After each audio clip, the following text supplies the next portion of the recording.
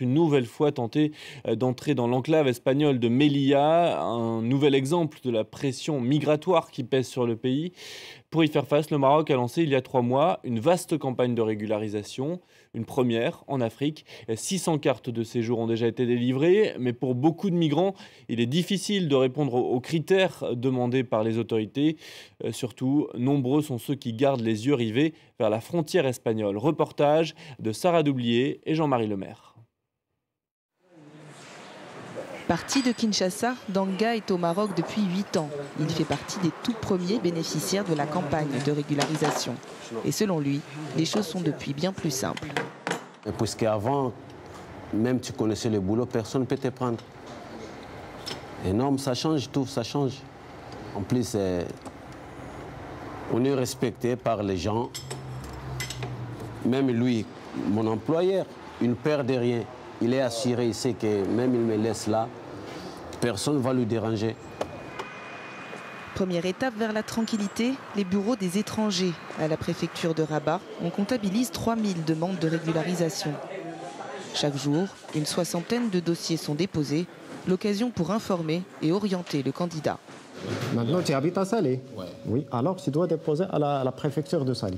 Il y a une commission au niveau de chaque préfecture. C'est très proche pour toi. Pour prétendre à un titre de séjour, il faut répondre à au moins un des 5 critères établis. Pour beaucoup, difficile de produire les documents nécessaires. Et entre migrants, on s'entraide pour réunir toutes les pièces. Ce sont des preuves qu'on demande. Il faut prouver quelque chose qui montre que tu es là. Ça fait plus de 5 ans ici au Maroc. Voilà les difficultés de nos frères ici. Une fois la carte de séjour obtenue, les difficultés ne s'arrêtent pas là.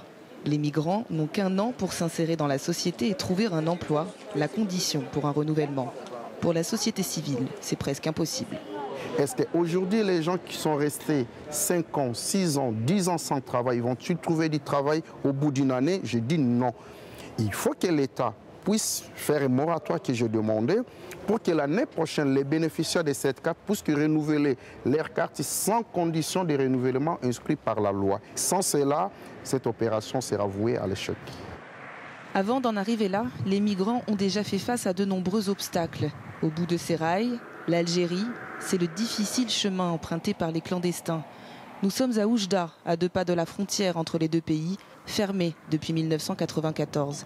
Ville de transit pour les migrants subsahariens, la communauté y est importante, mais peu d'entre eux souhaitent s'y installer définitivement.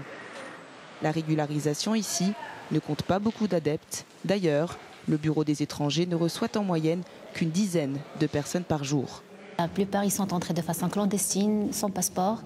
Donc, ils n'arrivent pas à justifier depuis quand ils sont ici au Maroc. Parce que quand vous connaissez, pour avoir cette carte d'immatriculation, il faut minimum 5 ans de résidence continue au Maroc. Pourtant, rester au Maroc n'est pas dans les projets pour un bon nombre de migrants. Nombreux sont ceux à poursuivre leur périple jusqu'à Nador, à 200 km de là. À la merci des intempéries, ceux qui veulent passer en Espagne par Melilla se retranchent sur les hauteurs de la ville. Traqués par la police, ils vivent dans la crainte quotidienne des arrestations. Ici, les démarches pour obtenir une carte de séjour n'ont rien d'une priorité. Franchement, moi, je ne peux pas te mentir. Les papiers, nous, on n'a rien à foutre avec les papiers. Ce n'est pas que j'insulte le gouvernement marocain, ni j'insulte la population marocaine. Les propres Marocains ne travaillent pas. Tu comprends? Donc, si on dit que nous, on va nous donner les papiers pour nous régulariser, on ne pourra pas avoir du travail, ni quelque chose de meilleur. On ne peut rien avoir. Parce qu'ici, c'est difficile, c'est dur. Franchement, c'est très, très dur. Après plusieurs mois de route, ces hommes passent parfois des années à tenter de franchir la frontière au péril de leur vie. Moi, je ne peux rien faire ici au Maroc. Tant qu'on a tué mes frères ici, c'est que demain, on va aussi nous tuer. Donc, le Maroc, c'est un pays qu'il faut seulement fuir. C'est un pays qu'il faut traverser. Même jusqu'à traverser, ce n'est pas facile. Vous comprenez? Pour traverser jusqu'à là, ce n'est pas facile. Il faut beaucoup d'efforts. Vraiment, la seule chose que nous, on veut dire et nous, on veut demander, pardonnez, on ne veut pas qu'on nous tue au niveau de la barrière de Nador. Si vous nous refoulez, on est d'accord, mais pardonnez, ne nous tuez pas. Si le droit de l'homme existe, aidez-nous. Face au drame de l'immigration clandestine, le Maroc s'est donné 1 an pour régulariser ses sans-papiers. À ce jour, 13 000 demandes ont été déposées sur près de 40 000 migrants concernés par la mesure. Mais pour la plupart, les yeux restent rivés sur l'Europe. On ouvre à présent une page sportive avec notamment la Ligue des Champions. Le Bayern de Munich est en déplacement ce soir à Manchester contre le Manchester United en quart de finale aller de la